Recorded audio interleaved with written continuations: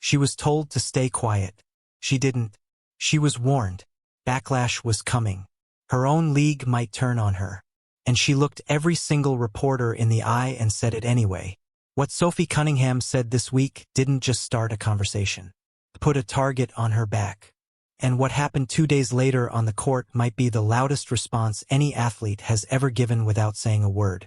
Stay with me, because by the end of this video you are going to understand exactly why half the internet is calling her fearless and the other half is calling for her head.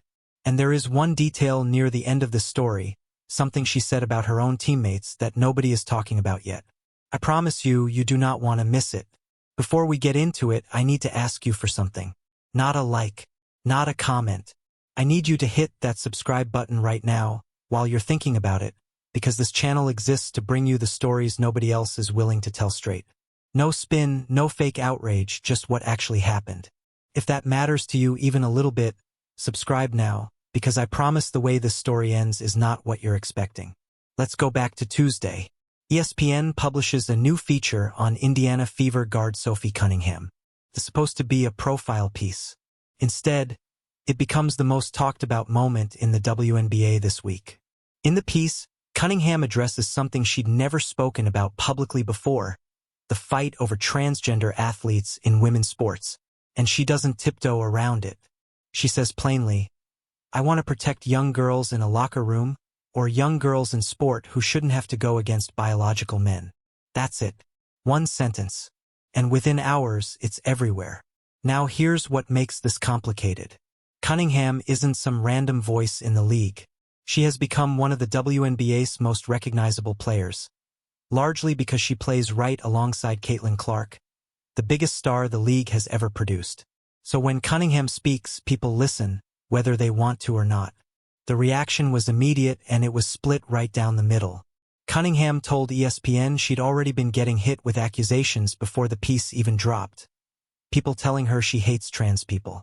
Her response was direct. "I got a lot of negative feedback about me hating trans. And I'm like, I never once said that. I think that I am here to extend love. But I also think with that love is truth, being honest. Extend love, but also tell the truth."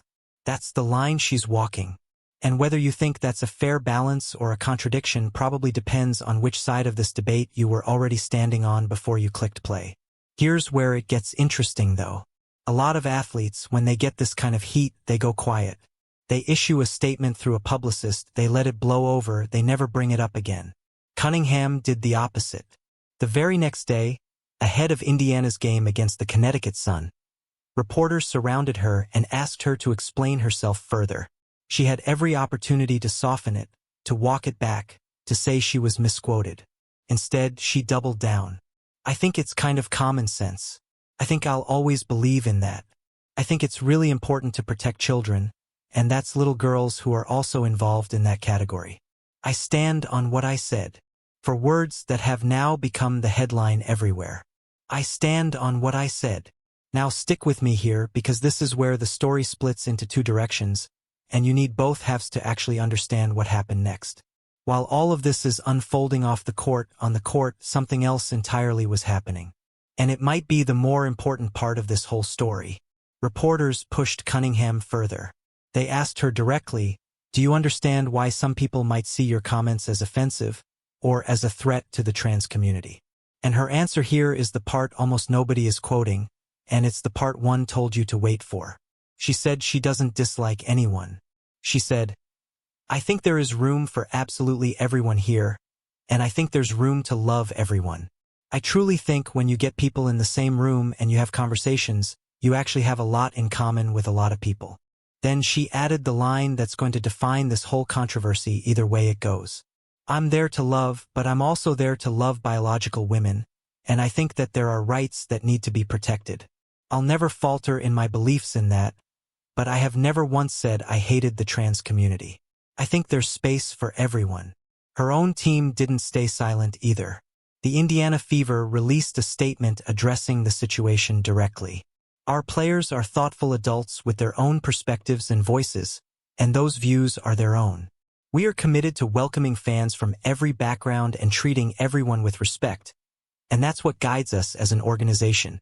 Read between the lines there. The Fever didn't distance themselves from Cunningham. They didn't discipline her. They backed her right to say it. And that response didn't sit well with everyone inside the league either. Brianna Turner, a former Fever player and a vocal ally for trans athletes, resurfaced her own past comments in response, reminding everyone that she'd said back in 2025 that trans inclusion isn't the massive issue in women's sports that some people are making it out to be. So now you've got a former teammate pushing back, a current team backing her player, and a nickname, MAGA Barbie. That's been following Cunningham around the internet since this all broke. This is not a story that is going away quietly. And it was happening the night before and the night of one of the most dominant performances the Indiana Fever have had all season. Now let's talk about that game, because if you thought the words off the court were loud, wait until you hear what happened on it. Indiana hosted Connecticut. And from the opening minutes, this was never a contest. The Fever exploded to a 36-26 first quarter lead, then followed it up with 34 more points in the second quarter alone. By halftime, Indiana had already built a massive cushion, and Connecticut simply had no answer. Caitlin Clark put together one of her most efficient nights of the season. She finished with 27 points on just 13 shot attempts, shooting an absurd 55.6% from three-point range, adding 11 assists for a double-double, and doing it all while posting a plus 26 in her time on the floor. Kelsey Mitchell added 23 points of her own, and Aliyah Boston controlled the paint with 22 points and 6 rebounds. This wasn't one player carrying a team. This was an entire roster clicking at the same time.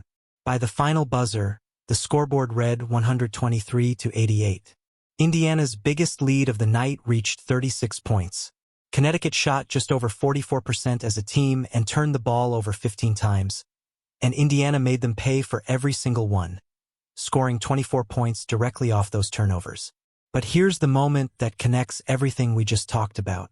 In the middle of this blowout, tempers flared. Connecticut's Sonia Rivers and Caitlin Clark exchanged words after a hard foul, and both players were hit with technical fouls in the same sequence. In a game that was already decided, the frustration on Connecticut's bench was obvious. You do not get outscored by 35 points without something boiling over eventually, and it did right there in front of everyone. Sophie Cunningham didn't have a big scoring night by her usual standards. She finished with 8 points, all from the free throw line, along with 3 rebounds and 2 assists. But her presence on that floor, especially given everything swirling around her that week, meant every single possession she was involved in got magnified by everyone watching. So here's the real question the story leaves you with, and I want you to actually think about this before you scroll to the comments. Cunningham says she extends love to everyone, and also says there's a line she won't cross when it comes to protecting girls in sport. Her team backs her completely. A former teammate publicly disagrees. And in the middle of it all, her team just delivered one of its most dominant wins of the season, on a night when every eye in the building and every camera in the arena was pointed directly at her. Is this a case of an athlete standing on principle no matter the cost? Or is it a case of a locker room controversy that a franchise is choosing to look past because their team is simply winning too much to rock the boat? Because both of those things are true at the exact same time right now, and that tension is not going away anytime soon. I want to know where you land on this. Not the loud, angry, first reaction version of your opinion, the actual one, the one you'd give a friend over coffee. Put it in the comments below because I read every single one of them, and this is exactly the kind of conversation this channel was built to have honestly, without the noise. And if you want to be here for whatever happens next in this story, because trust me, this is not over, hit that subscribe button right now. There is more coming on this, and you are not going to want to find out about it from someone else's video. Hit subscribe, turn on notifications, and I will see you in the next one.